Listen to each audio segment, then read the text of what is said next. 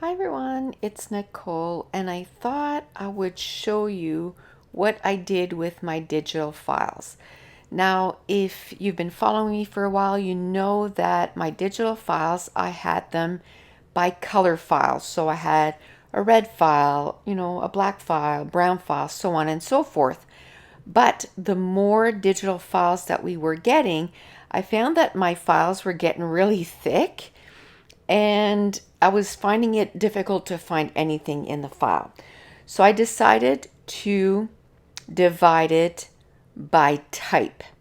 So what I'm doing right now is I had this extra table downstairs. It's just like one of those plastic tables. I believe I ordered this one on Amazon. I really like it because the legs on it, you can make it so it's a standing table. So I made it at the tallest that I could.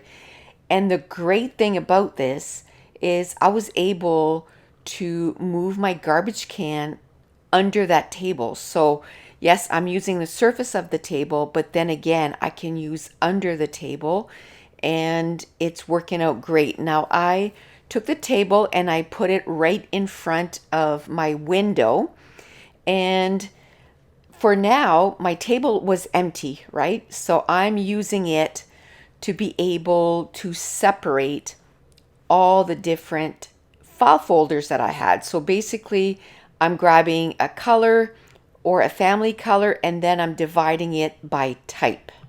So I've made several piles, the 2-inch viewfinders, the 1.5 inch, the speech bubbles, the owls, the birds, the hearts, the tabs, the labels. I'm dividing it all by type. And then I just take one file at a time and I divide them all. So I filmed myself about 45 minutes of me dividing this, but it took me a little longer than that. I did it in a period of 2 days, maybe an hour and a half each time. But what I did was I just put on an audiobook. You can see my speaker right there.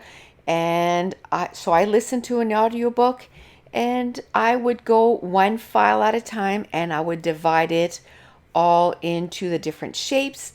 Now, what I did was, because I did have quite a few files, with the different colors, I would just flip the file folder over and then I'd use the backside to, write the new shape, because I didn't want to waste any of the file folders.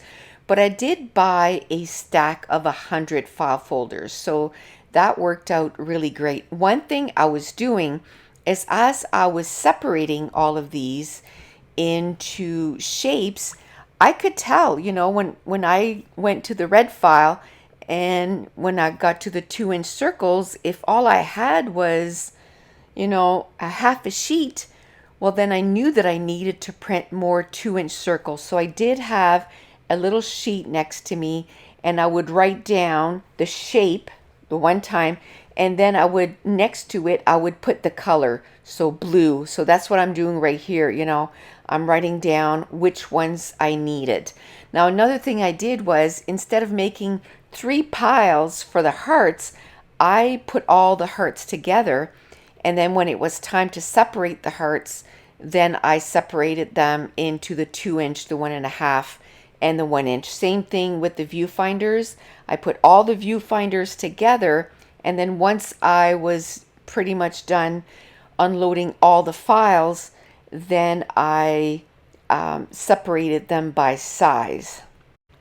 So at this point, I hadn't done all the separating yet, but I found that there was just so many files everywhere that it was starting to get a little overwhelming. So I decided that I was going to start making some file folders and put them to the side. And then the next day I was going to separate more of the colors. Now, even with my tags, what I did was I did tags with journaling grid and then tags with journaling line. So I do have 2 different file folders for even the tags. So I knew this was going to be a big undertaking. I knew that it was going to take me probably a couple of days, and I did it on the weekend. But I figured I'm just going to put in the time and see how it works. And I didn't put up the video right away because I wanted to be able to kind of put it to use and, use it for 2 or 3 weeks and see if I liked it. And I'm here to say that I think that's how I'm going to keep it.